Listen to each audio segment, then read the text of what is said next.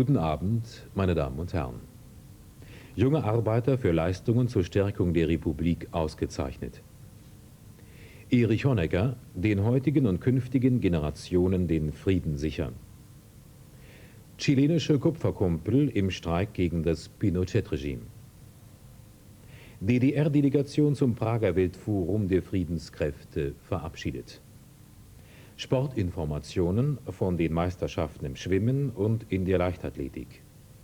Soweit die Übersicht. Am Vorabend des Kongresses der Arbeiterjugend der DDR wurden heute junge Arbeiter mit hohen staatlichen Auszeichnungen geehrt.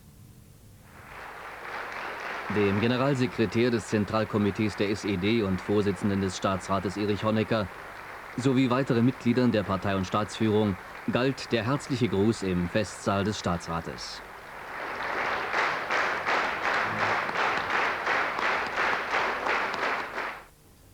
Ihr, liebe Freunde und Genossen, habt im Friedensaufgebot der FDJ große Leistungen vollbracht. Sie sind ein würdiger Beitrag zur Stärkung und zum Schutz der Deutschen Demokratischen Republik und ihrer sozialistischen Errungenschaften. Und dafür möchte ich euch allen Dank und Anerkennung aussprechen.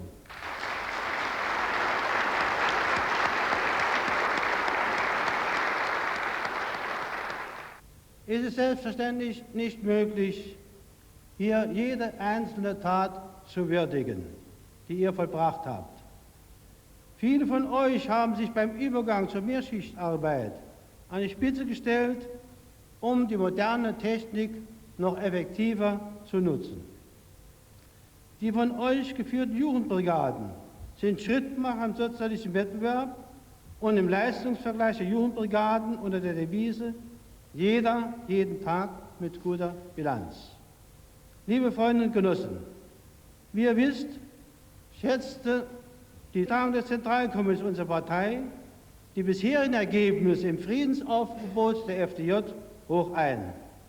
Die Pfingsttreffen der Jugend mit ihrem Höhepunkt im Friedenstreffen der Jugend der sozialistischen Länder in Potsdam waren insgesamt gesehen machtvolle Demonstrationen für die Friedensinitiative der Sowjetunion, der DDR und der anderen Staaten des Warschauer Vertrages gegen die NATO-Pläne zur Stationierung neuer Mittelstreckenraketen der USA in Westeuropa. Mit ihren Losungen, wir wollen Frieden, gegen NATO-Waffen Frieden schaffen und alle Kraft für einen starken Sozialismus, haben die 6 Millionen Teilnehmer dieser großen Manifestation den Raketenpolitikern die richtige Antwort gegeben. Jetzt kommt es unseres Erachtens darauf an, dass beide deutsche Staaten zu ihrem Wort stehen, ihrer geschichtlichen Verpflichtung gerecht zu werden und dafür zu sorgen, dass vom deutschen Boden nie mehr ein Krieg ausgeht. Dem Frieden, der Sicherheit Europas und der Zusammenarbeit würde es dienen, wenn nicht nur die Deutsche Demokratische Republik, sondern auch die Bundesrepublik Deutschland dafür eintreten würde, dass nach der Sowjetunion auch die anderen Atommächte ihre Bereitschaft erklären, auf den Ersteinsatz von Atomwaffen zu verzichten. Wie die DDR, so sollte sich auch die BRD für ein atomwaffenfreies Europa einsetzen.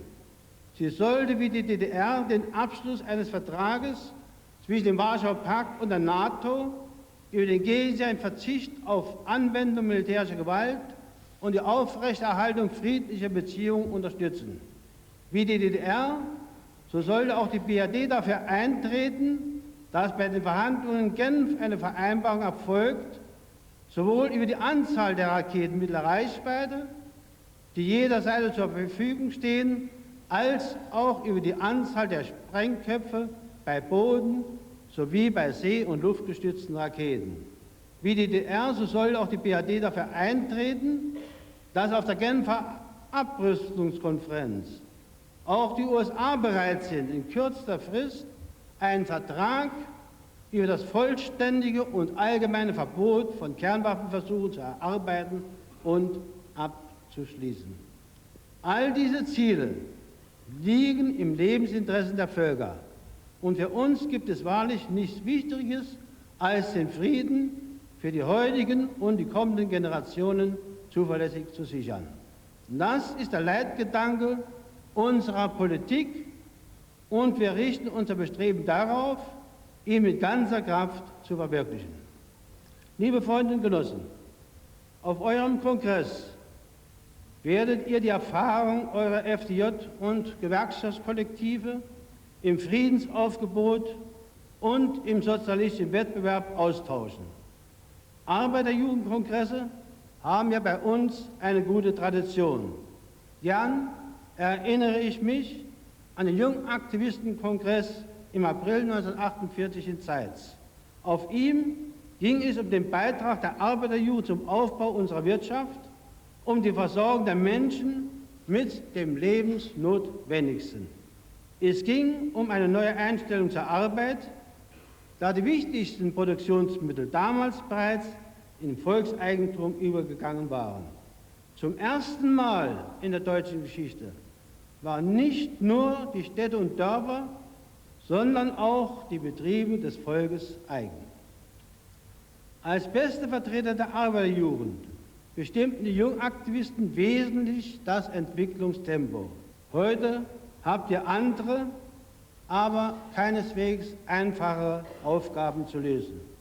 Schließlich kommt es darauf an, die Vorzüge des Sozialismus mit den Errungenschaften der wissenschaftlich-technischen Revolution zu verbinden und dadurch unsere Volkswirtschaft weitere Impulse zu verleihen.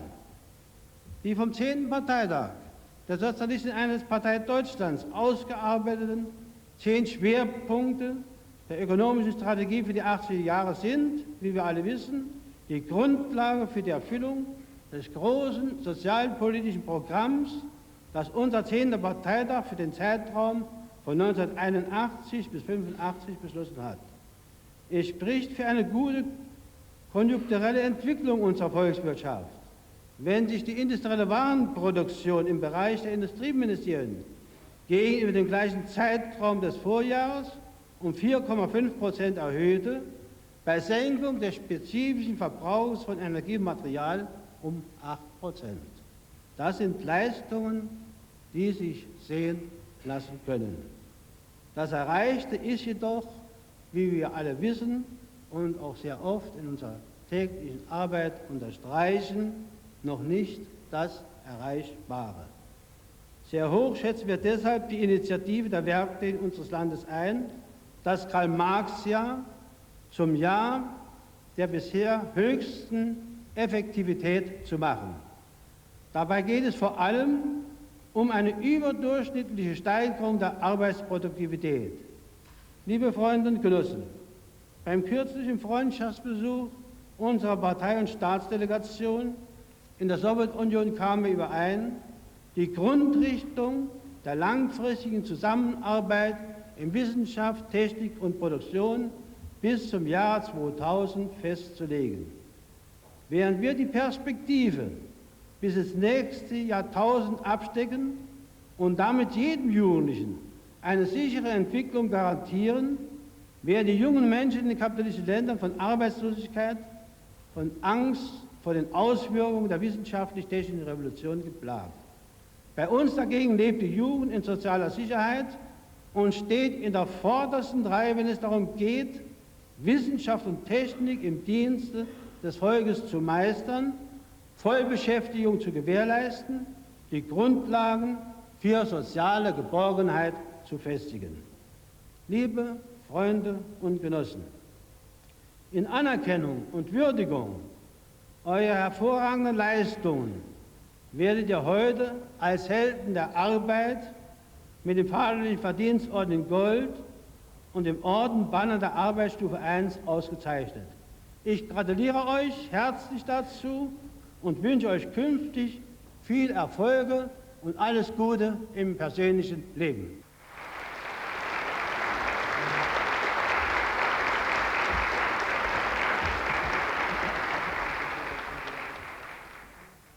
Ausgezeichnet mit dem Ehrentitel Held der Arbeit. Hans-Ulrich Bittdorf aus den Leunawerken Walter Ulbricht. Er regte an, dass alle Anlagenfahrer am Jugendobjekt Polymer 60 mindestens 3 Arbeitsplätze beherrschen.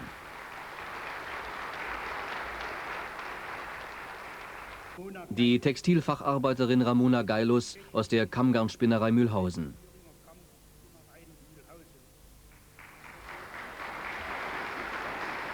Held der Arbeit, der Mechanisator Peter Halfpapp aus dem volkseigenen Gut Schwaneberg im Bezirk Magdeburg. Er wurde während der Ernte des vergangenen Jahres Wettbewerbssieger seiner Kollektive. Frank Oehlert aus dem VEB Mechanisierung Karl-Marx-Stadt.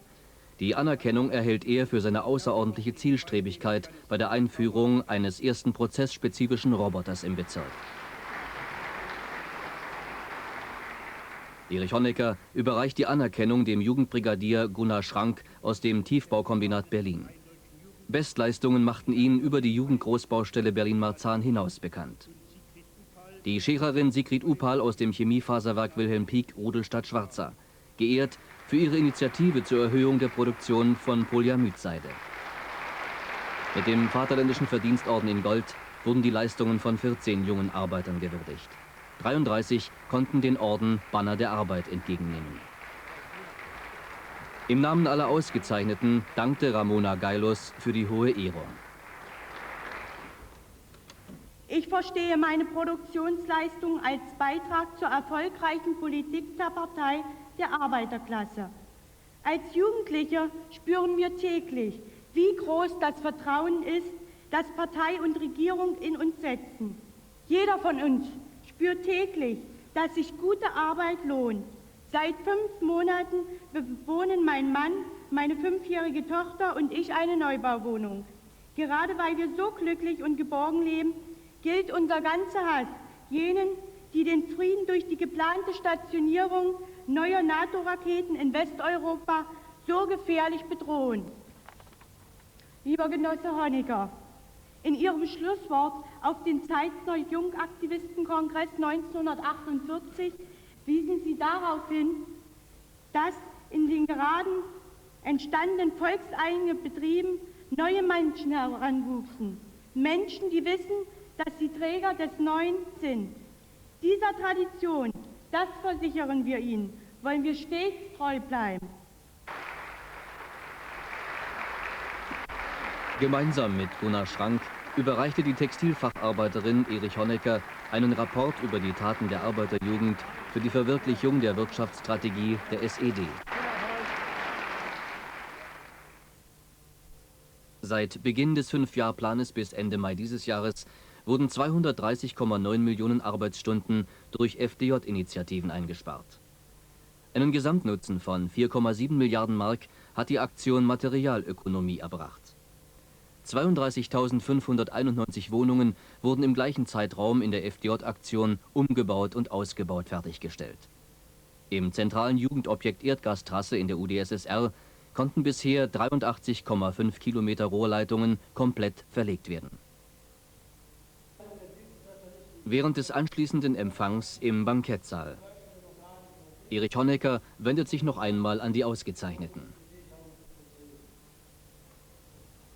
Hier in diesem Saal sind junge Arbeiterinnen und Arbeiter, Mitglieder der Freien Deutschen Jugend, aus den verschiedensten Bereichen der Volkswirtschaft der Deutschen Demokratischen Republik zusammengekommen. Und wenn wir unsere Trassenbauer anschauen, so wissen wir, dass beim Aufbau des Sozialismus nicht nur in der Republik